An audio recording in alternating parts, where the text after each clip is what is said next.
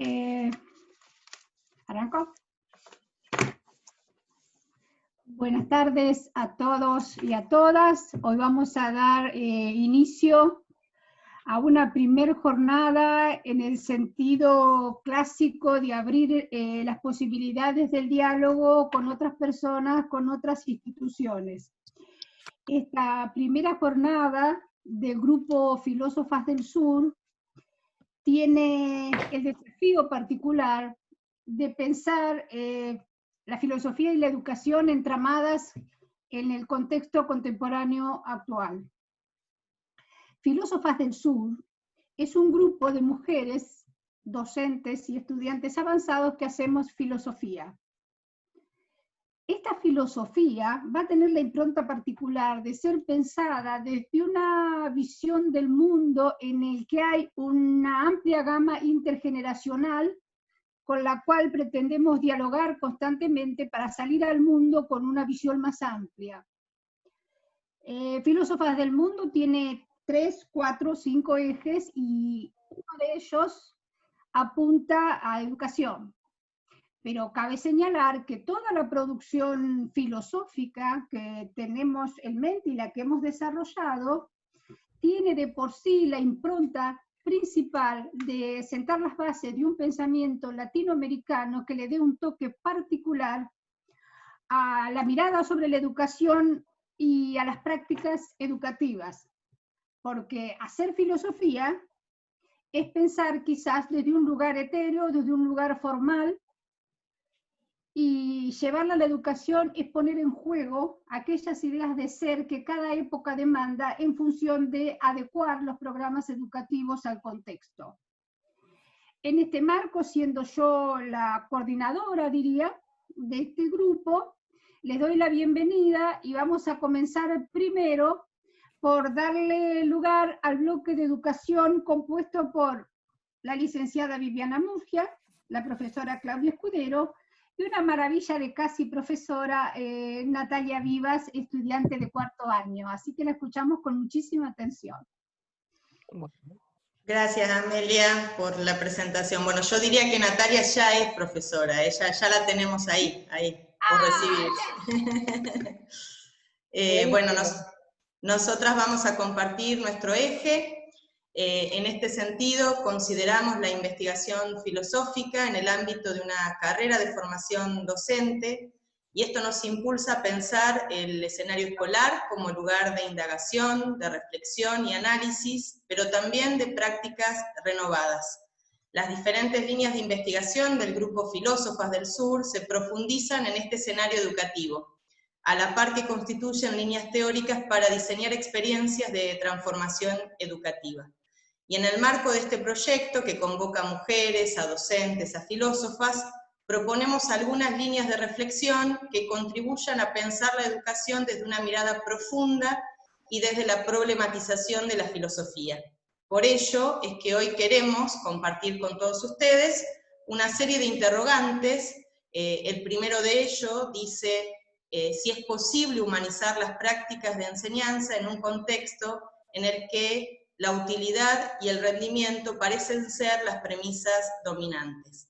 Para retomar esta pregunta, recuperamos aquí al filósofo Chulhan, que plantea que las sociedades actuales son sociedades del rendimiento, en la que prima el narcisismo, sociedades donde prevalece el exceso de información, la sobreproducción, el exhibicionismo del propio yo. Aún cuando creemos que vivimos en una época de libertades, nos hemos convertido en nuestros propios carceleros, sometiéndonos a los parámetros del éxito, a la aparente necesidad de tener que estar todo el tiempo conectados y vendiendo nuestra mejor versión en las redes sociales. La actual crisis temporal no es la aceleración, sino la totalización del tiempo del yo. Por el contrario, el tiempo del otro no se somete a la lógica del incremento, del rendimiento y la eficiencia, porque creemos que es un tiempo de escucha y de mirada. Dice Chulhan, la escucha tiene una dimensión política, es una acción, una participación activa en la existencia de otros, y también de sus sufrimientos. Es lo único que enlaza e intermedia entre las personas para configurar comunidad. Vivimos en un contexto en el que los dispositivos tecnológicos nos permiten conexiones más rápidas y más eficientes también. Sin embargo, esto no redunda necesariamente en más y mejor comunicación. En este sentido, creemos que es fundamental recuperar en el espacio educativo el encuentro genuino con el otro. Un encuentro en el que es posible la construcción y el reconocimiento de la alteridad, que requiere de un tiempo en el que nos detenemos para estar con otros, un tiempo improductivo, porque no se somete a la lógica de la utilidad y la cosificación de las personas. Por esto, creemos que no es algo que se da por sí mismo, por el contrario, requiere del trabajo y del compromiso ético-político de los educadores. La configuración de un espacio educativo como espacio de encuentro con otros, exige humanizar nuestras prácticas de enseñanza, y esto supone que necesariamente tenemos que tomar decisiones pedagógicas acerca de cómo estamos con nuestros estudiantes en el aula, cuál es el sentido que queremos construir con lo que enseñamos, para qué tipo de sociedad estamos formando, independientemente de la materia que enseñemos en la escuela.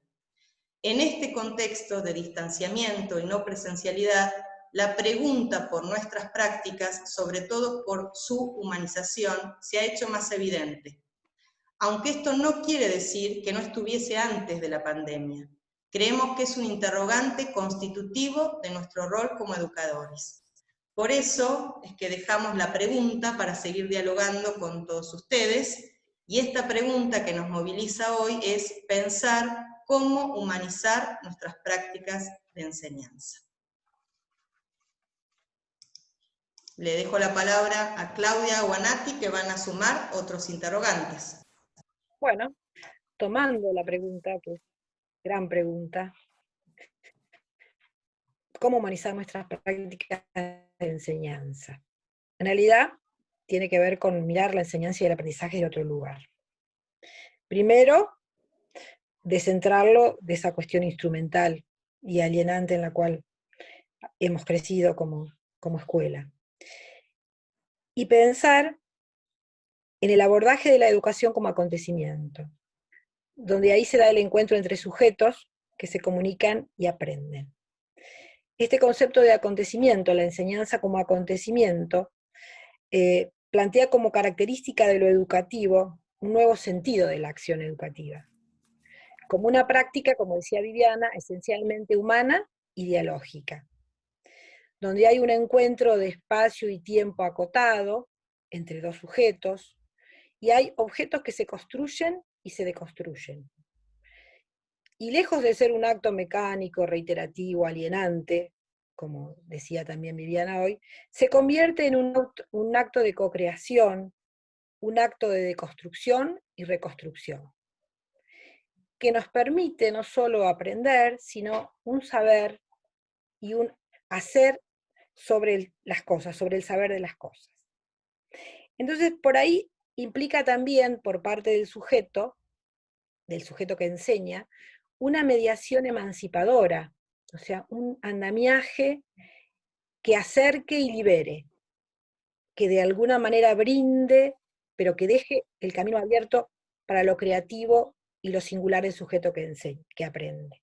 Entonces, de pronto, en ese encuentro, en ese acontecimiento, con esa mediación, surge un sujeto en todo su esplendor.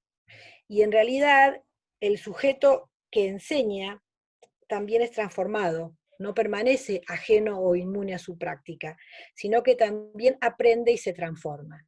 Es, como decíamos, un gran acto de transformación. ¿Estamos lejos de esto? Y yo diría que estamos en un proceso de transformación. Quizá en este tiempo de pandemia, este tiempo excepcional, nos ha permitido reflexionar sobre qué nos pasa en las aulas. Pero en realidad tiene que ver con un posicionamiento ético, con un posicionamiento donde el docente se plantea si qué enseño y si aquello que yo pretendo enseñar está atravesando y está transformando la vida del sujeto, y si sujeto. Y está formando también. Y hay una cuestión que quiero estar, ¿qué nos pasa con esto hoy? ¿Nosotros permitimos que nuestros alumnos y nosotros mismos apreciemos la experiencia educativa? Y él dice que no, que nos cuesta. Entonces tenemos que dar pie, tenemos que dejar que esa experiencia educativa acontezca, y acontezca con una experiencia de vida. Bueno, y para terminar, digo yo, bueno, ¿y dónde ocurre todo esto si no es en la escuela? En ese espacio público, para todos, en ese espacio donde andemos la razón y la libertad. Y donde podemos, como por ahí también lo plantea Cushen, ir entramando en este acontecimiento educativo un telar de esperanza, un acto de co-creación, donde están todos los saberes, los dominantes, los nuevos, pero está abierta la puerta para la recreación y la resignificación de esos saberes, que van a emerger como nuevos y se van a transformar por esta acción-reflexión, como dice Philippe Mériès, un pedagogo francés, en saberes emancipadores, que son siempre saberes que están relacionados con poder forjar nuestro proyecto personal. Yo creo que nuestro proyecto personal y el permitir lo mismo con nuestros alumnos. O sea, yo creo que el gran camino y el infinito camino de la educación como humanización tiene que ver con esto. Por ahí no sé si todavía tengo tiempo, pero ¿puedo decir algo más? No. Estamos en tiempo, Claudia. Estamos en tiempo. Bueno. Por ahí, entonces digo nada. Experiencia educativa implica saber moverse, alterarse, andamios, preguntarse, estar atentos, saber leer las circunstancias, los detalles, los silencios, lo desconocido. Saber tomar distancia a veces de los discursos problemáticos, políticos correctos, pero no consistentes, y saber evitar el conformismo para poder estar siempre abierto al conocimiento y a la investigación. Bueno, eso es algo por ahí que tomé de una poesía hermosa que se llama Saber, que es de Graciela Frigerio, que en realidad se las recomiendo. Bueno, muchas gracias. Le damos la palabra a Natalia. Hola a todos y a todas que nos saludé. Bueno, seguimos todas las líneas, ¿no?, de esta investigación, digamos, en cuanto a preguntas, para pensarlas y reflexionar. Y lo que yo me aboqué, digamos, que es indispensable propiciar la reflexión por parte de los docentes. Asimismo también, como venimos hablando, ¿no es cierto?, el diálogo y esa generación de propuestas que hacemos, en aras de mejorar el proceso de esa enseñanza y aprendizaje, que lo que implica es un reto, digamos, para los nuevos escenarios educativos, ¿no es cierto? Y una de las críticas más fuertes, digamos, que debemos hacer a este tiempo es cuando decimos humanizar las prácticas, o sea, esto de volver a repensar el ejercicio del rol docente y la construcción de subjetividades a lo largo de la trayectoria, ¿no? Entonces ahí pensamos, bueno, la autoridad se construye, no se ejerce, como veníamos hablando. Entonces, para que el proceso de enseñanza-aprendizaje se lleve a cabo eficazmente, es necesario, como docente de una institución educativa, ¿no es cierto?, que hagamos un cambio en todos los sentidos. O sea, esto de decir, dejar atrás las prácticas tradicionalistas y optar por aquellas que consideremos importante, ¿no es cierto?, para todo este progreso. Y retomo las palabras de Paulo Freire en Educación como Práctica de la Libertad, que se entiende, ¿no es cierto?, que no se, dice él, se entiende que no se aprende a discutir y a debatir con una educación que impone, que dicta ideas, que no las cambia cuando se dicta las clases o se discute, entonces, o se debaten los temas, ¿no? En este contexto se trabaja sobre el educando, no con él, entonces le imponemos un orden a él, que no comparte, ¿no es cierto?, el cual acomoda, no le ofrecemos, digamos, medios para pensar automáticamente, porque al recibir todas las fórmulas dadas, simplemente las guarda, no las incorpora, porque la incorporación es el resultado de la búsqueda de algo que no existe, ¿sí? Y es un esfuerzo de recreación y de estudio. Entonces, ahí es partir de, digamos, de asumir una perspectiva crítica que nos obliga a reflexionar acerca de esa apertura docente y de la diversidad de estratos sociales que llegan a las aulas generando distintos modos de acción. Y ahí depende de tomar la iniciativa y de buscar y maximizar las relaciones interpersonales con los estudiantes, y lo importante es de promover, generar ambientes óptimos para este desarrollo. Es importante, como decía Vivi hoy, que, o sea, requiere un tiempo, ¿no es cierto? Este tiempo no solamente requiere de un tiempo, sino también de un compromiso ético y político, ¿no? Esto de poder pensarlo, y como decía Claudia hace un ratito, pensar ese abordaje como un acontecimiento. Y lo importante, ¿no es cierto?, que, o sea, ¿qué quiero enseñar acerca de qué, ¿no es cierto?, y que los libere, ¿sí?, al estudiante. Entonces, yo pensaba, como para cerrar con una pregunta disparadora, ¿no es cierto?, en esto, para que lo sigamos pensando, ¿hasta dónde favorecemos o limitamos el aprendizaje y la interacción de los estudiantes?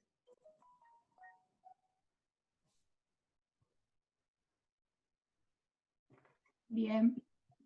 Gracias, Natalia. De nada.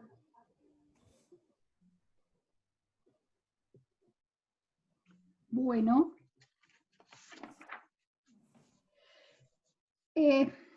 Hablando de educación, hay ámbitos que no deben escapar.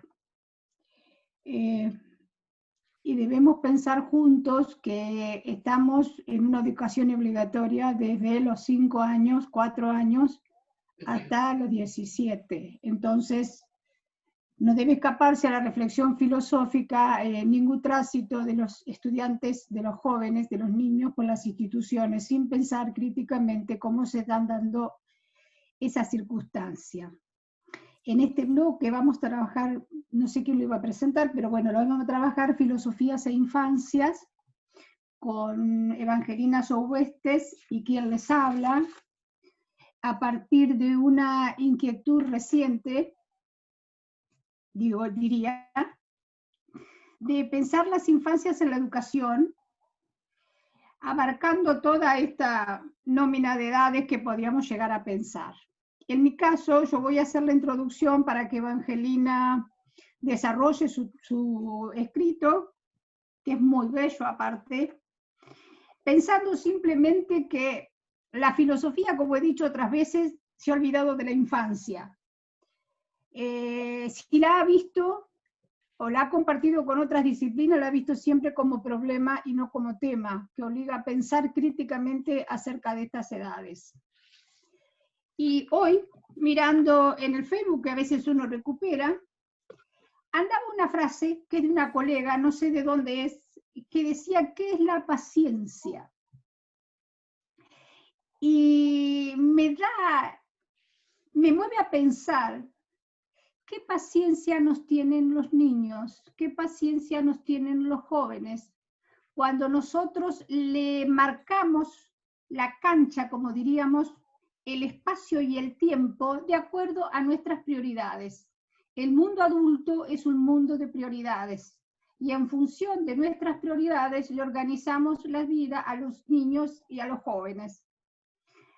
¿En qué medida este juego de la paciencia que obligamos a tener a nuestras juventudes no nos pone en la paradoja de la libertad o la dominación? Y yo creo que la segunda es básicamente la construcción objetual de los hijos, de los estudiantes y de los jóvenes y de las infancias. Porque cuando hablo de la paciencia, cuando hablo de las infancias, cuando hablo de las juventudes, cotidianamente no hay diálogo, sino imperativos. Y en esa construcción de imperativos no estamos pidiendo opiniones, reflexiones o participaciones, estamos dando órdenes. ¿Cómo educamos a través de imperativos? ¿Cómo pensamos a través de imperativos? Me pregunto, ¿por qué espacios intersticiales de esos imperativos puede aparecer el marco de la efectividad y del goce? del juego, y no estoy hablando de una franja de edad mínima, estoy hablando, extendiéndome desde los 4 años hasta los 17, 20 años, porque hay que aprender a ser niño toda la vida. Y hay que ejercitar la paciencia toda la vida, porque la paciencia no es una obligación, es una construcción humana dialogada. En un mundo racionalista de imperativos y de competición, deberíamos pensar dentro de las instituciones educativas cuáles son los lugares del otro ser. Como todos ustedes saben, mi preocupación filosófica fundamental es pensar el ser y la construcción íntima, reflexiva y afectiva del ser que escape a las determinaciones existentes. El otro es, no importa la edad que tenga, el otro construye, pero debo darle lugar. Y ahí está el gran error semántico del concepto. Darle lugar es una posición de señorío. Los lugares se comparten y se construyen. Entonces, cuando hablo del lugar que ocupan los niños, yo diría que los tenemos en un espacio acotado donde le marcamos el espacio y el tiempo según nuestros criterios.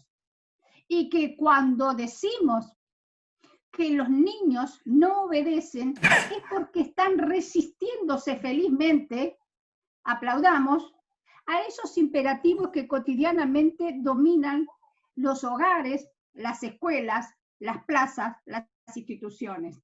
Pero a mí lo que más me preocupa es aquello que llamamos familia, ¿sí? Que no debe tener, no tiene por qué tener una construcción clásica ni arcaica, sino que estoy hablando de la construcción de familia como lazo afectivo vinculante entre los seres, más allá de las denominaciones o exigencias del entorno. No ejercitemos la paciencia, construyamos el diálogo. Lo demás, como siempre digo yo, solo vendrá. Pero invito a pensar como persona, como docente, y con la responsabilidad de estar transitando una franja etaria que me permite tener una mirada más amplia, ¿qué es lo que le dejamos y qué es lo que sembramos de reconocimiento en esta instancia? Tomo una frase de Levinas para decir que la hospitalidad, el otro ser, como núcleo fundante de mi constitución humana, debería estar en primer lugar antes de mi ego trascendental, tal como lo hemos venido señalando. Entonces, no es un ejercicio de la paciencia, sino es una construcción de alteridades con otros convivientes, donde el niño y el joven deberían, ¿sí?, tener en ejercicio sus mismos derechos. Porque los derechos están, pero están en la ley.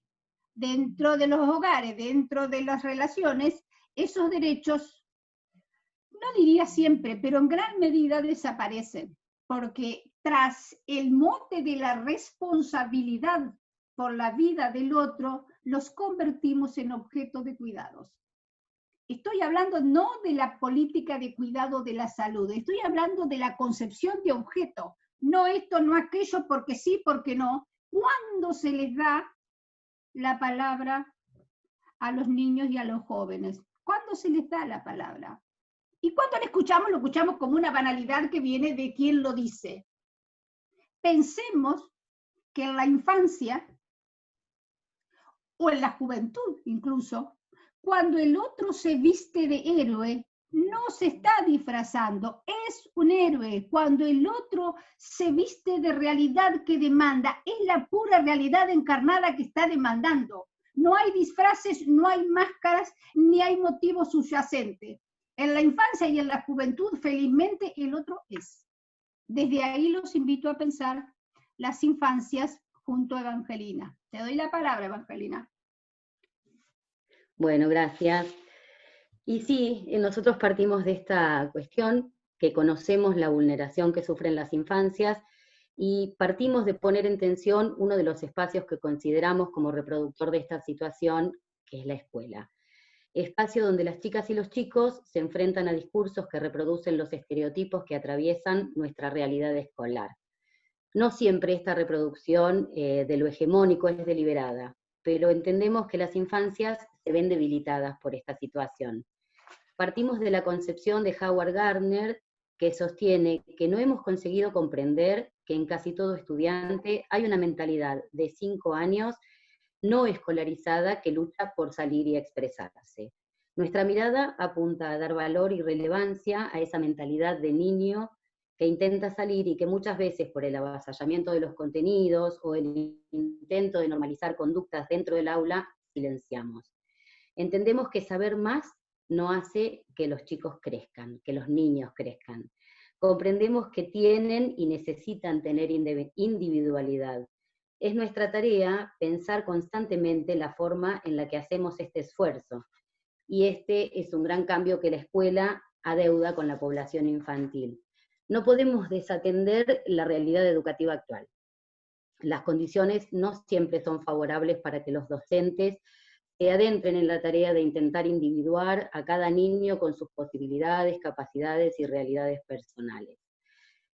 John Cobbs y Phillips dicen, en el proceso de cuidado infantil, los adultos actúan, en particular en las etapas más tempranas de la vida, como extensión de los sistemas de regulación de los niños, que progresivamente se irán consolidando, la interacción genético-ambiental lo permite.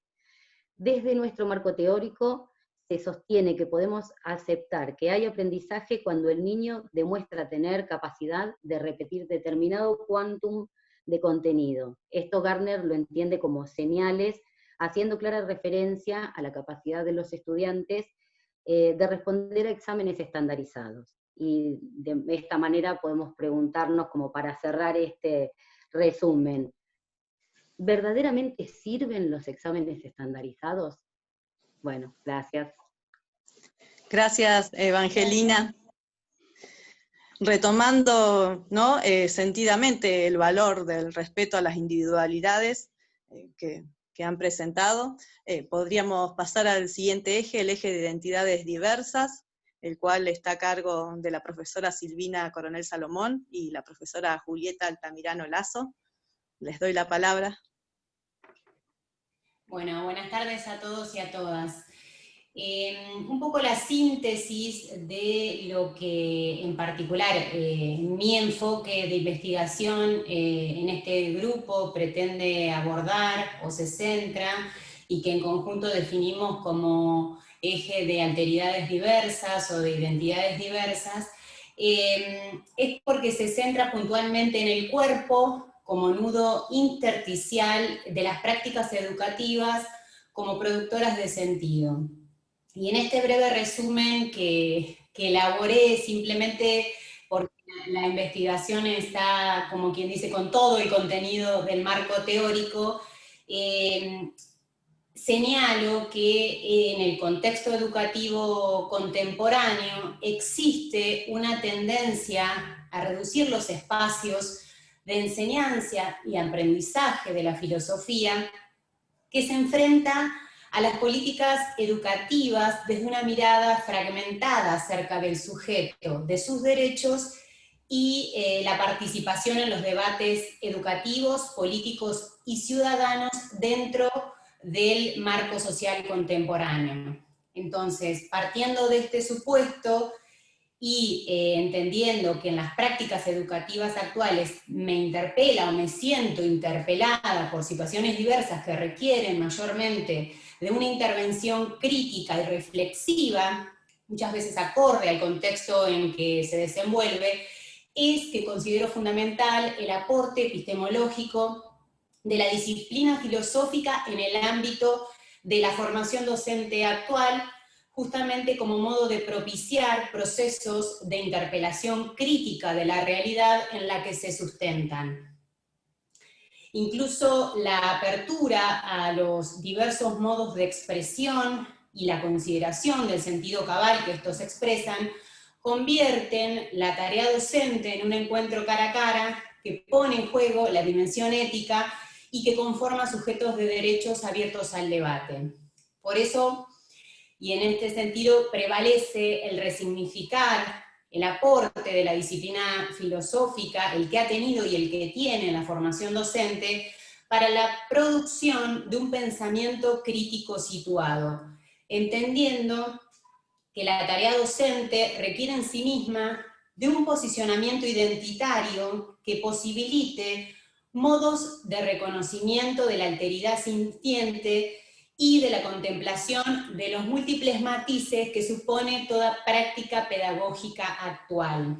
Entonces, me interesa recuperar al otro en tanto sujeto pedagógico que percibe su cuerpo como espacio de habitabilidad y que es percibido, a la vez que se encuentra inmerso en la contingencia de la vida institucional. Es decir, que el cuerpo del otro me interpela en su carácter integral, sensible, relacional, así como ciertos aspectos del mismo que pregnan el sentido de humanizar las prácticas educativas. Por esto mismo me interesa señalar la relevancia que la construcción de subjetividades tiene en la educación argentina de todos los niveles, ya que las mismas demandan hoy una revisión crítica del marco formal que no se atreve a tratar o abordar en muchas ocasiones lo que yo denomino las identidades transhumantes, a partir de la implementación de la ESI en las aulas o el abordaje de la perspectiva de género, a fin de viabilizar políticas educativas que están en vigencia, así como también el visibilizar aquellas violencias simbólicas, psíquicas y o físicas que pueden ser o que puedan ser ejercidas dentro y fuera de las instituciones. En este marco es que planteo una apertura a las demandas de las nuevas alteridades en el contexto educativo y puntualmente desde la perspectiva filosófica, en vistas de que las mismas deconstruyen el ser abstracto de la filosofía y se atreven a vivenciar un ser y un estar siendo en una dimensión de la realidad en la que cobra fuerza la nueva imagen figura de dichas identidades transhumantes. Con esto cierro y le doy la palabra a mi colega, Julieta Altamirano, que aborda también este eje. Gracias. Bueno, muchas gracias, Silvina. ¿Se me escucha ahí? Sí. Sí, buenísimo. Bien, mi intervención tiene que ver con pensar los aportes de la filosofía de María Lugones para humanizar las prácticas educativas. En su artículo Colonialidad y Género del año 2008, ella manifiesta su preocupación por la indiferencia de los hombres colonizados sobre los horrores de la violencia de género en las comunidades indígenas y cómo esas violencias rompen los lazos comunitarios. Lo que identifica ella es que no solo a nivel de la vida cotidiana esta indiferencia se evidencia, sino también a nivel teórico-filosófico. Tal es así que su propuesta como filósofa es completar la visión de, por ejemplo, autores como Aníbal Quijano, que leyeron, estudiaron la colonialidad, pero olvidaron al género como una de las marcas o factores de opresión en las sociedades moderno-coloniales. Entonces yo me pregunto, ¿por qué es un problema filosófico la colonialidad del género? Porque en este proceso hay una deshumanización que la filosofía, como ejercicio crítico del pensamiento anclado en el presente, puede y debe proponerse, desenmascarar, denunciar, deconstruir. Y justamente Lugones propone la lógica interseccional, ¿sí? Que a mí me interesa tomarla para pensar una deconstrucción, ¿sí? Desde la filosofía, tomando en cuenta esta lógica interseccional, que nos permite poder hacer visible aquello que no se veía, ¿sí? Cuando estudiamos esas categorías de raza y género por separado. Es decir, el pensamiento categorial, dicotómico, separa aquello que debe analizarse en realidad desde una lógica de la fusión, ¿sí? En la que raza, género, sexualidad, clase, y retomando lo que decía mi compañera Silvina, también entender la corporalidad como uno de los factores de opresión y de resistencia a la vez, porque lo que plantea Lugones es que estos factores no son solo de opresión, sino también de resistencia, y esto es también algo que me interesa retomar de la autora, porque ella no ve como víctimas del sistema, como otros autores pueden verlo, sino que ve como que son subjetividades resistentes, ¿no? A justamente todas estas entramados de poder en los cuales todos estamos inmersos, pero hay subjetividades a las cuales claramente el sistema afecta muchísimo más, ¿sí?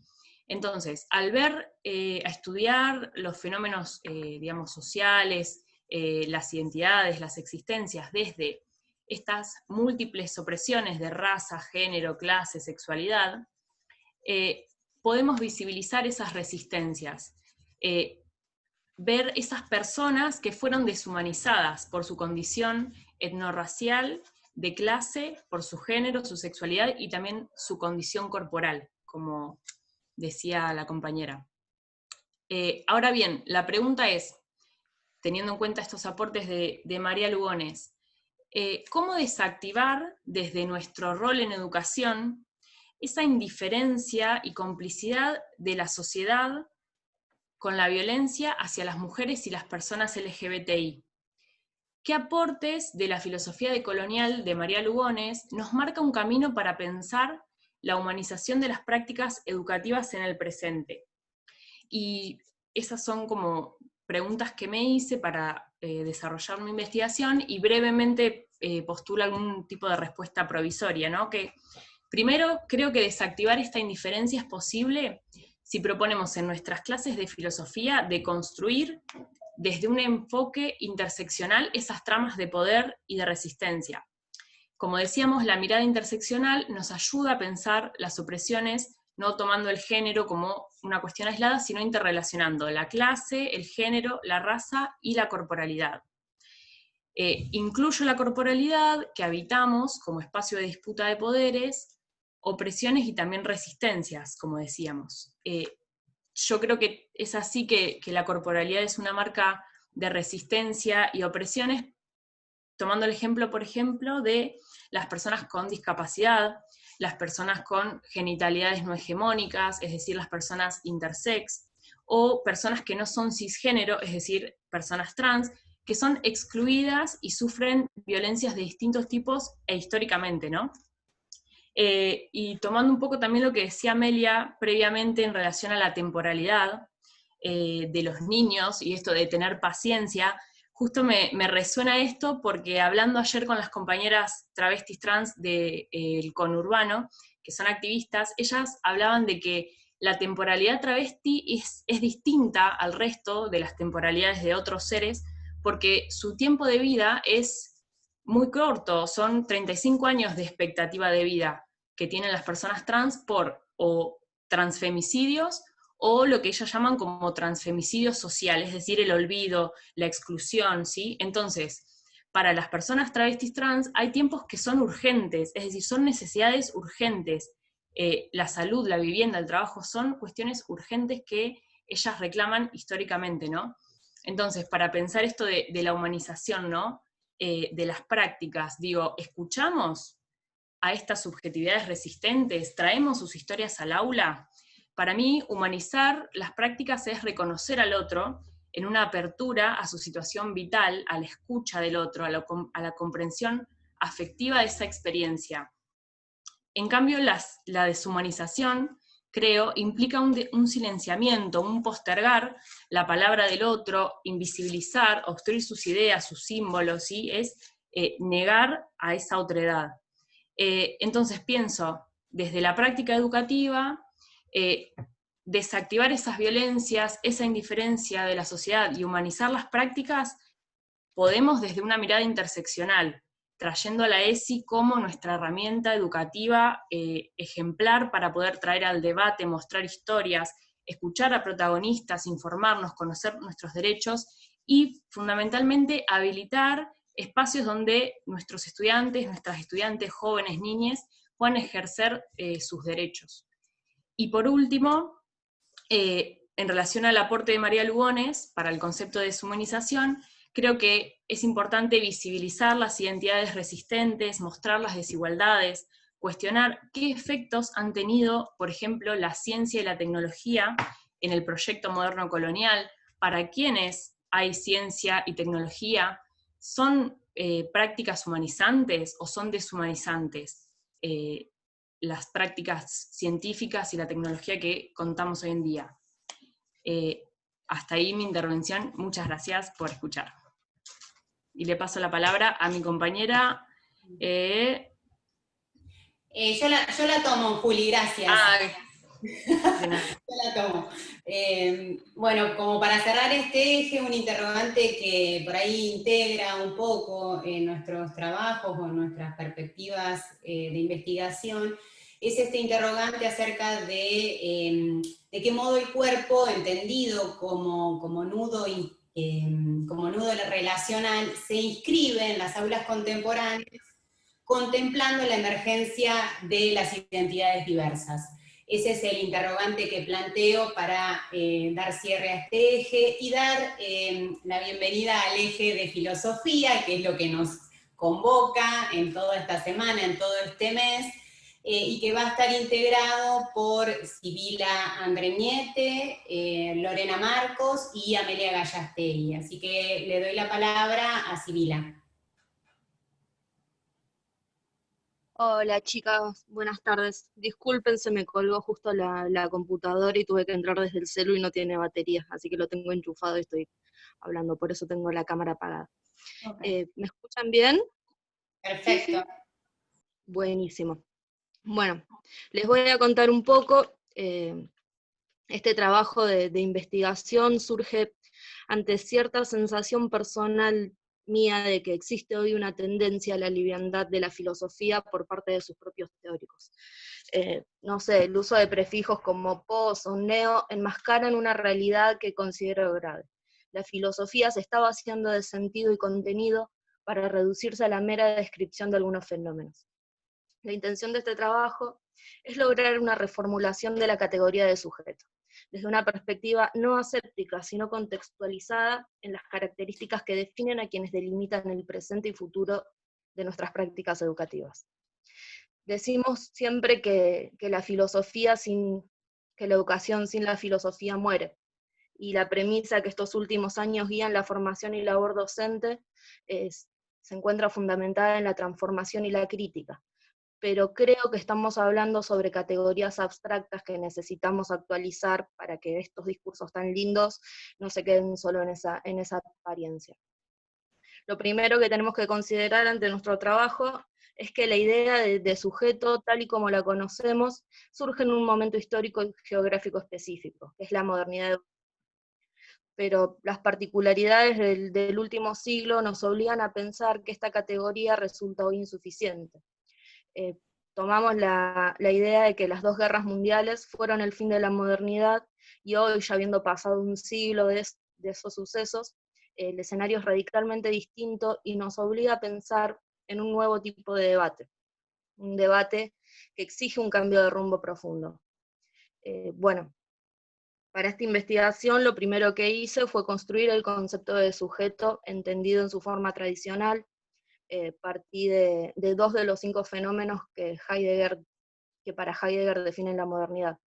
El primero es la metafísica, definida como una interpretación del ente más una interpretación de la verdad como fundamento de una era, y la ciencia moderna como el fundamento de la metafísica moderna. Este sería el punto de partida para definir al sujeto. En este punto lo esencial es la relación sujeto-objeto. El sujeto nace como cogito a partir de Descartes y se convierte en aquel ente sobre el que se fundamenta todo objeto y toda verdad. Entonces deviene así en marco de referencia epistemológico y ontológico. Pero, como habíamos dicho hace unas líneas, los ideales de la modernidad cayeron por su propio peso. Aquel sujeto cartesiano y kantiano hoy no existe.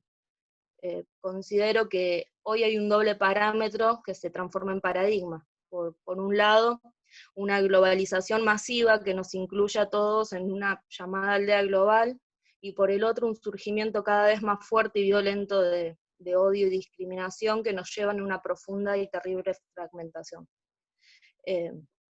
Pero bueno, aunque la caída de los valores que definen a la humanidad hasta hace poco nos deja un sabor de incertidumbre respecto al futuro, al mismo tiempo se da cuenta de un potencial que nos permite ir más allá de la mera melancolía por eso que no fue.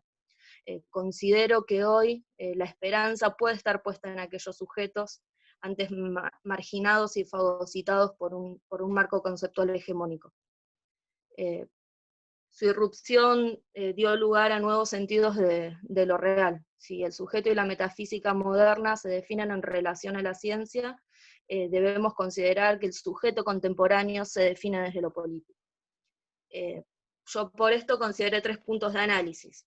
En primer lugar, el surgimiento de sujetos, conocimientos y formas culturales que antes estaban invisibilizados en nuestro campo epistemológico, y nos lleva a pensar que uno de los aspectos que definen el nuevo sujeto es el de la pluralidad contra el ideal homogéneo de la Ilustración.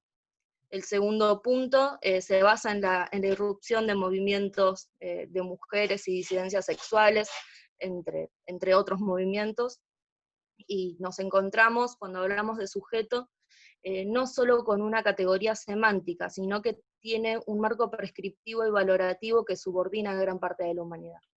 En base a esto, bueno, podemos considerar un avance en nuestro trabajo el reconocimiento de la complejidad de la noción de identidad como un punto de partida para una revisión emancipatoria.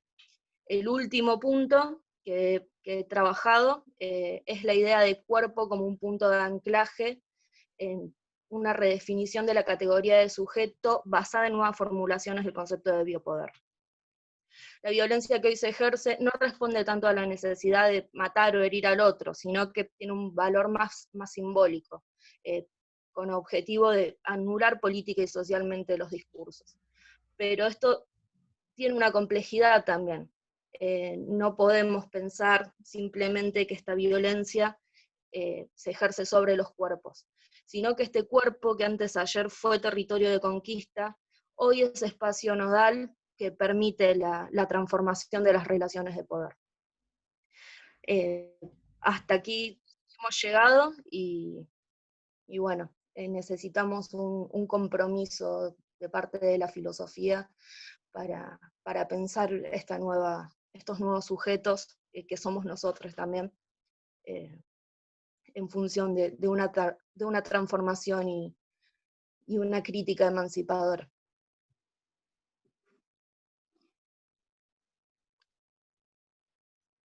Y hasta aquí hemos llegado. Bueno, entonces... Lorena Marcos. Sí. Continúo. Sí, yo continúo. Gracias, Ame. Buenas tardes a todos, todas y todes. Y quizás continuando un poquito con esta, ¿no?, con esta idea de lo negado, de los sujetos negados, es por donde va a ir mi trabajo. Realmente estoy emocionada de escucharnos y ver cómo estamos todos atravesados por la cuestión y el dolor de esta negación de la alteridad, ¿no?, en el sentido planteado por el filósofo Levinas. Bueno, yo voy a leer, para no explayarme demasiado o dispersarme, voy a leer un breve resumen del trabajo elaborado y espero que después podamos establecer un diálogo fluido cuando ya terminemos con todas las presentaciones. Le emergente negade, lo he titulado, despertando. En el presente trabajo comenzaremos haciendo explícito el recorrido de un camino que se emprendió hace tiempo, situados en las reflexiones de la filosofía latinoamericana y abordando la postura del filósofo Leopoldo Sea, nos adentramos en la cuestión de los excluides de la periferia. ¿Y cómo comenzar a despertar? Nombrándonos a nosotros mismos desde la textualidad y la corporalidad.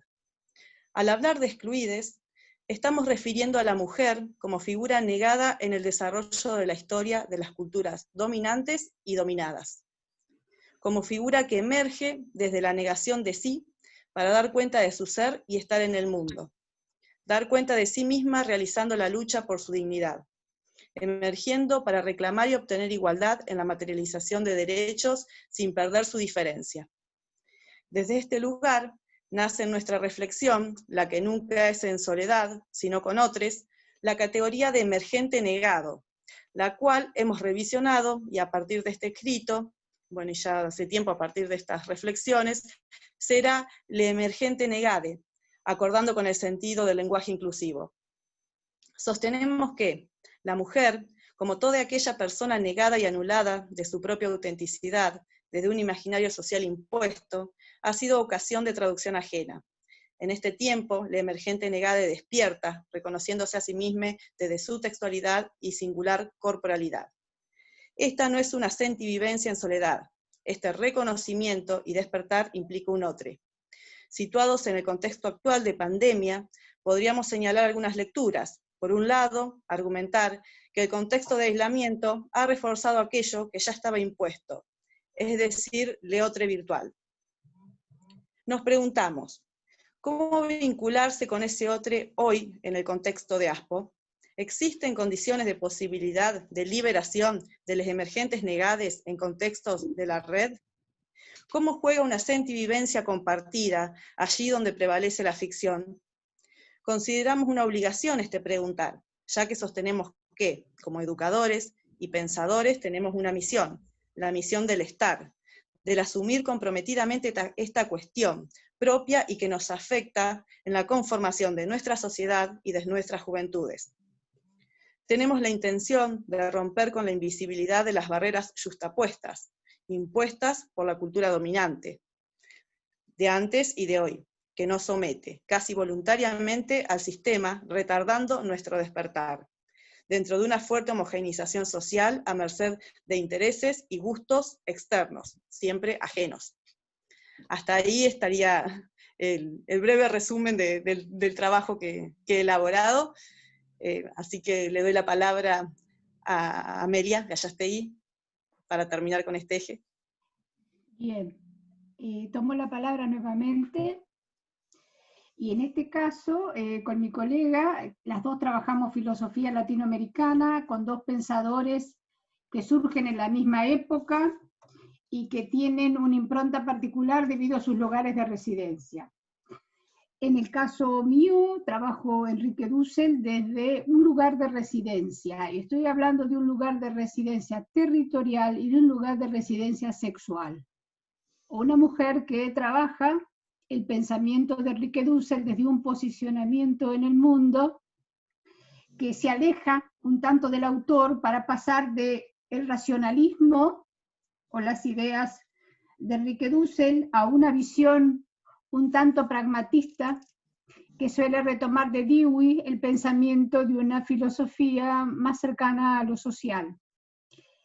Si bien hemos hablado acerca de muchas instancias del pensamiento, pienso que el lugar de residencia ha de ser el núcleo central de todo el desarrollo de la idea, ¿sí?, de un ser arraigado al territorio, de un ser que se dedica a estar en vez del hacer, al construir y habitar en vez del tener.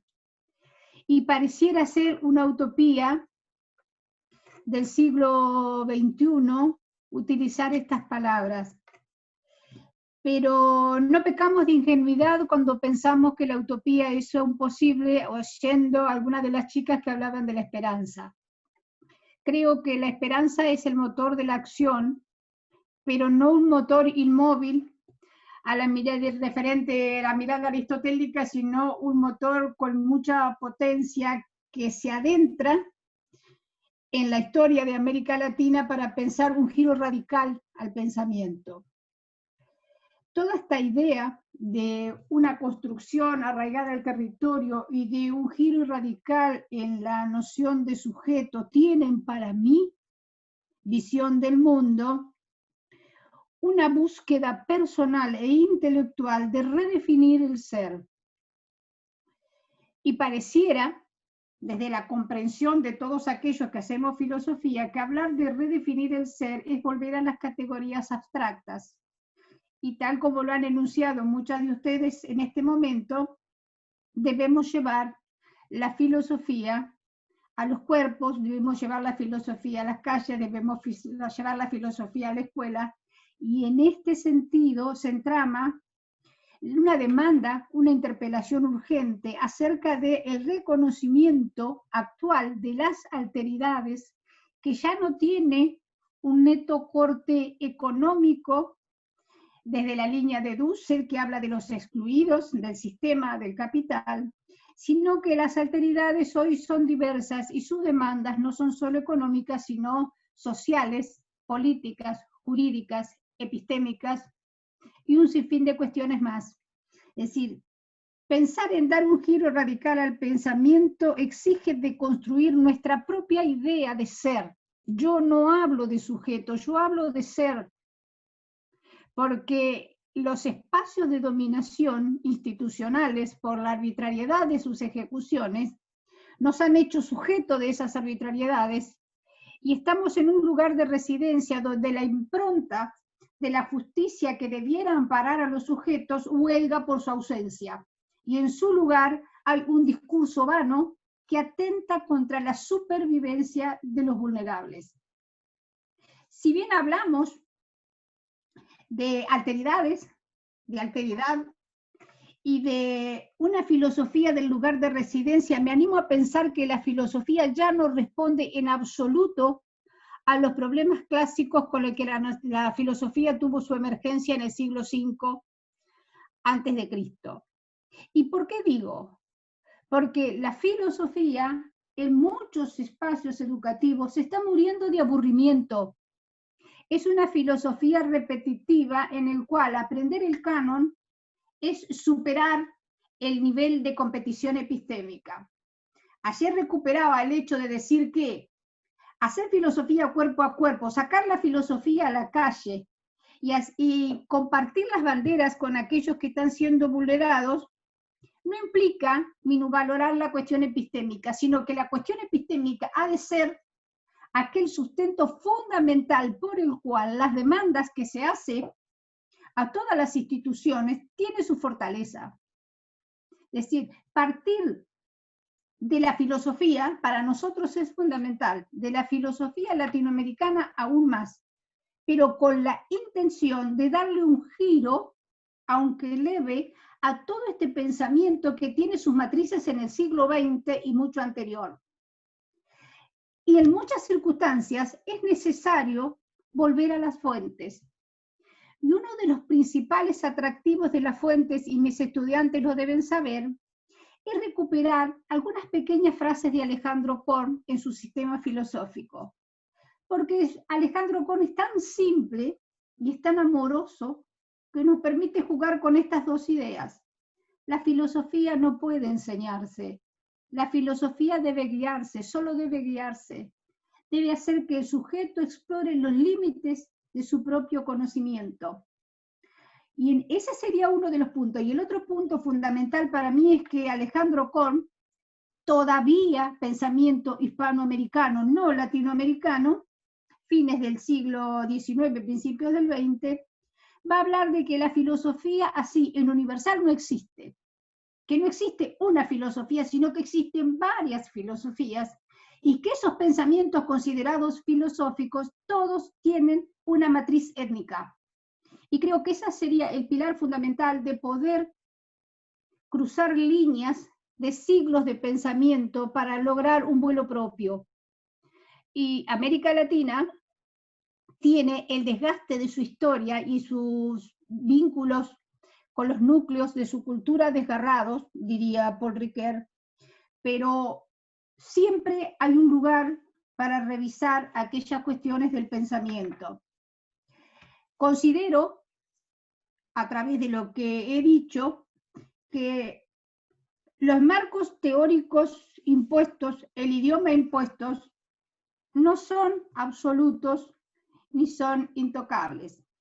Que todo aquel pensamiento que a nosotros nos resulte atractivo, motivador o motor de toda crítica, debe ser analizado y debe ser interpelado desde una propia noción de territorio. Yo recomiendo, a mí misma me recomiendo más que a cualquier otro, que la resignificación de los conceptos aprendidos ha de ser la base de todo criterio fundamental emancipatorio. No tenemos otra opción. Si estudiáramos quechua en vez de latín, por ahí en los profesorados habría un poco más de criterio latinoamericano. Si estudiáramos y dejáramos de llamar indígenas, por ahí habría una modificación. Entonces no tenemos otra que un marco teórico extranjero. El tema es que nos estamos seguimos siendo extranjeros de nosotros mismos. Y creo que ahí está el quiebre.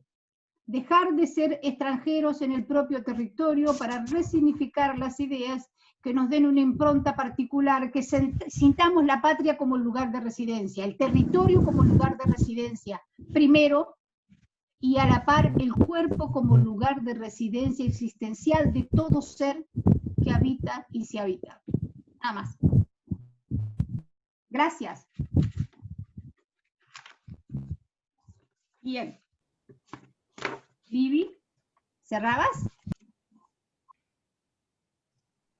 Cerramos, si querés, ahora la grabación, Amelia, y abrimos al diálogo, ¿te parece? Muy bien. Muy bien.